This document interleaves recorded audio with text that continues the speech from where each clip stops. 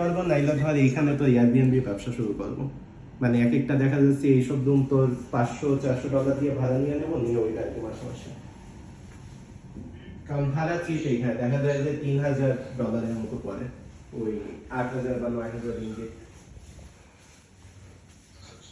ওরকম 10টা নিয়ে ট্রাই করে দেখো।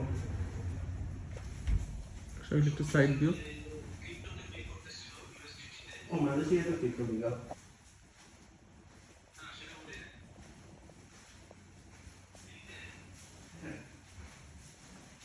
না ক্রিপ্টোতে আমার সমস্যা হবে না, এখানে তো সরাসরি ইউএসডিটি বেচতে পারবো।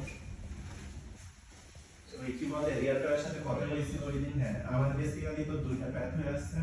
একটা হলো সরাসরি বিজনেস পিছন নিয়ে এই যে এয়ারবিএনবি ব্যবসা শুরু করে দেওয়া, আর একটা হলো মানে ওনাদের কাছ থেকে সেকেন্ড হোম যে মানে ভিসার অপশনটা আছে, তো বেসিক্যালি মালয়েশিয়াতে তো সেকেন্ড হোম নেওয়ার একটা পোর্শন ইনভেস্টমেন্ট এদের সরকারের কাছে দিয়ে রাখা আর কি, মানে ওইটা 10 বছর না 11 বছর লক করে রাখা লাগে, অতদিন ধরে টেম্পোরারি পিরিয়ডটা দেবে, যতবার খুশি ঘুরে মানে যাওয়া আসা করতে পারবি, আর 10 বছর পরে তোর পুরো টাকাটা তুলতে পারবি, সাথে পাসপোর্ট তুলতে পারবি, মানে পুরো রেসিডেন্স আর কি।